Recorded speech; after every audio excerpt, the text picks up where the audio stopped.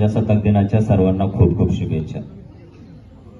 भारत देश स्वतंत्र झाला त्यानंतर डॉक्टर बाबासाहेब आंबेडकरांनी संविधान लिहिलं आणि खऱ्या अर्थाने भारताला स्वातंत्र्य निर्माण करून दिले।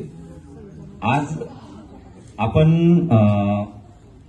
एक वातावरण बघत चाललोय की संविधानाच्या बाबतीमध्ये आपल्याला हे सांगितलं जातं की आपण स्वतंत्र कसं झालो, पण आपल्याला आज हे समजून घ्यायची गरज आहे की आपण गुलाम कसं झालो होतो।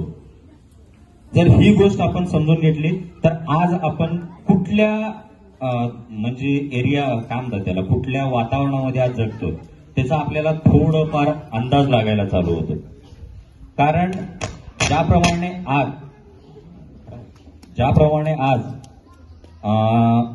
संविधानाला कमजोर करण्याचा प्रयत्न केला जातो, त्याचं एकमेव कारण आहे की आपले लोक सर्व जे जाती जमातीतले आणि बहुजन वर्ग आहे तो शिकायला चालू केला, प्रश्न विचारायला चालू केला आणि समजूतदार झाला आणि आज सरकारी ज्या काही संस्था आहे त्याच्यामध्ये स्वतःचं अस्तित्व तयार करायला चालू केला किंवा स्वतःला तिथं घेऊन चालला। आणि ही सगळ्यात मोठा धोका होता जे आपल्याला गुलाम केले होते पाठीमागं। आजही जर मी सुरुवातीचं जो वाक्य बोललो होतो की आपल्याला स्वतंत्र झालो हे सगळ्यांनाच माहित आहे, प्रत्येकाचं कॉन्ट्रीब्युशन आहे, ह्या भूमीवरती जेवढे काय स्वतंत्रवीर जन्मलेले होते प्रत्येकाचं कॉन्ट्रीब्युशन आहे, पण आपल्याला गुलाम कसं केलं गेलं आणि त्याचीच पुनरावृत्ती आता होतीये का हे सगळ्या समजून घेण्याचा प्रयत्न आहे। संविधान संपवता याचा अर्थ नेमकं काय आहे हे समजून घेण्याची गरज आहे।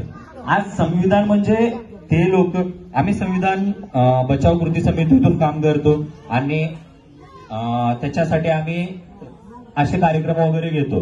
तर आजचा हा जो कार्यक्रम आहे तो वेगळा आहे, मी थोडं बोलताना मागे पुढे होत असेल तर ठीक आहे, पण एवढं सांगायचं हे होतं की आम्ही एक आज संविधानाच्या प्रती घेऊन आलो होतो इथं वाटावं आणि इथं थोडंफार लोकांशी चर्चा करावं एवढाच आमचा उद्देश होता।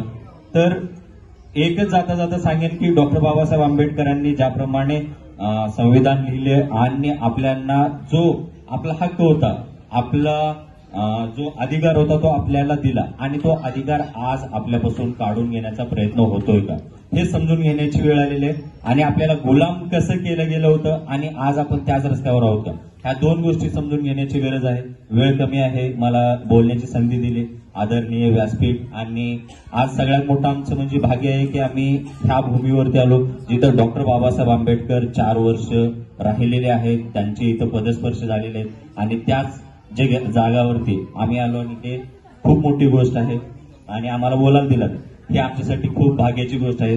धन्यवाद आणि प्रजासत्ताक दिनाच्या सर्वांना अजून एकदा खूप खूप शुभेच्छा। धन्यवाद। जय हिंद, जय महाराष्ट्र, जय भीम, जय संविधान।